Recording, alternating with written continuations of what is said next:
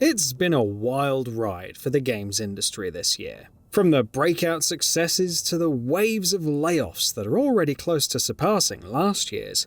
Amid all the companies cancelling projects and closing studios, Electronic Arts perhaps stood out the most by making it out of 2023 relatively unscathed. However, 2024 is a different beast, and on February 29th, it announced 670 layoffs, or roughly 5% of its workforce, closed Ridgeline Games, which was working on narrative experiences for Battlefield, and even cancelled the Star Wars single-player shooter. While Ridgeline's fate is confusing and sad in its own right, it's the baffling cancellation of the Star Wars single-player shooter. Considering the project was helmed by Peter Hirschman, the executive producer for the original Star Wars Battlefront series, it's all the more annoying. However, when you look back on the publisher's experience with Star Wars titles thus far, it's been an oddly mixed bag. First, there was Star Wars Battlefront in 2015, which launched with a lackluster amount of content and received a mixed response, though it grew into something better.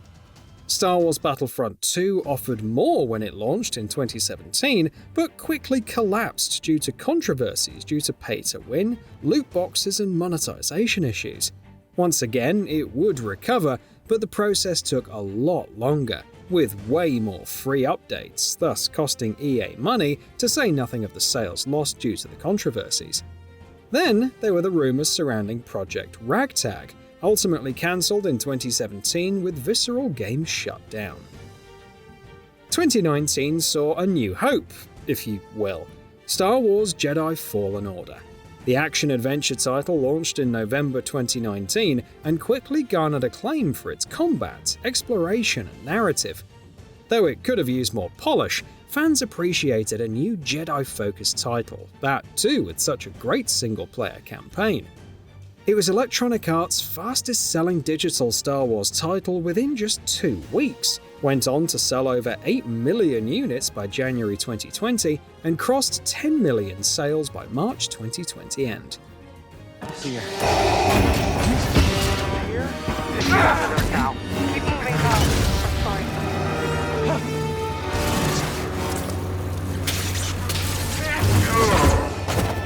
Such was the success of Jedi Fallen Order internally that it reportedly caused an internal shift in Electronic Arts' thinking. Instead of games-as-a-service titles for all its studios, it chose to let its single-player developers breathe more. It's arguably why the Dead Space remake was greenlit, and why Mass Effect returned from the brink.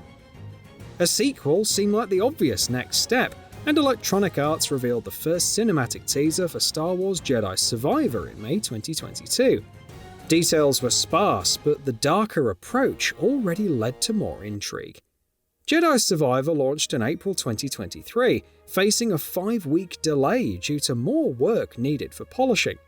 While it suffered from performance issues at launch, with PC players having the worst of it, the sequel received even more acclaim than the original for its larger worlds, more refined combat, and deeper storytelling.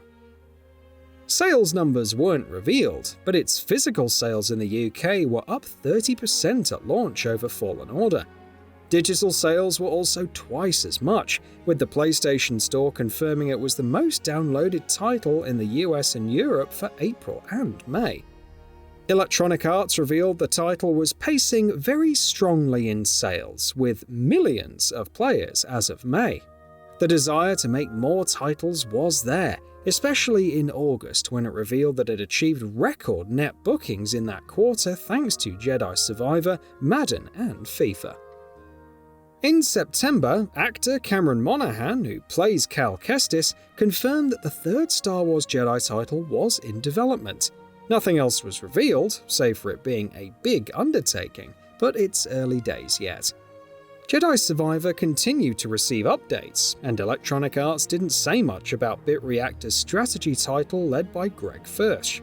Fast forward to February 2024 and the Star Wars single-player shooters cancellation, with Electronic Arts noting that players are most excited about the Jedi series and the rich library of owned brands. As a result, it pivoted away from the Star Wars shooter to focus our efforts on new projects based on our owned brands, while providing support for existing games.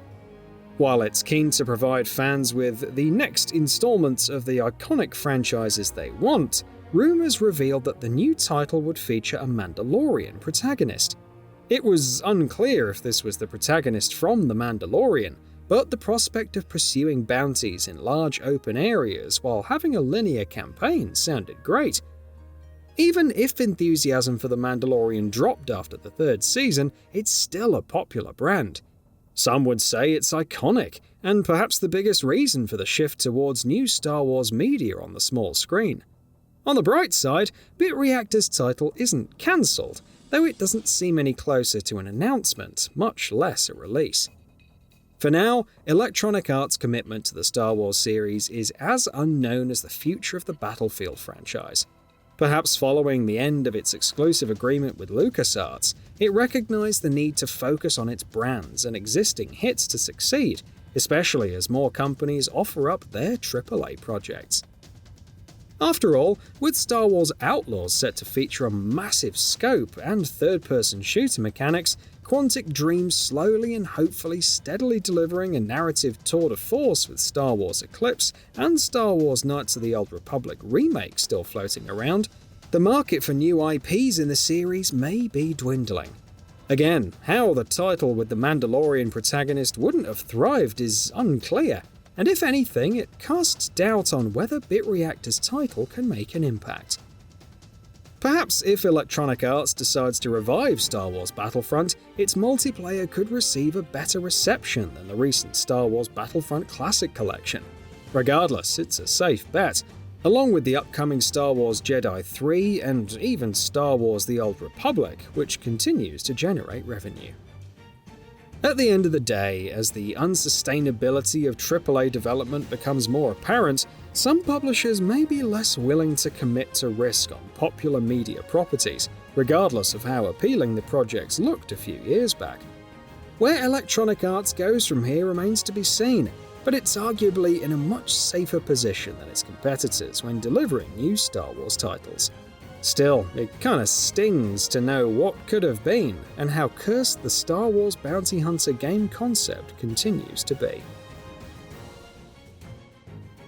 So what are your thoughts on this? Go ahead and share them in the comments below. And if you like this video, please subscribe to the channel and enable all notifications by clicking the bell icon to get new video updates.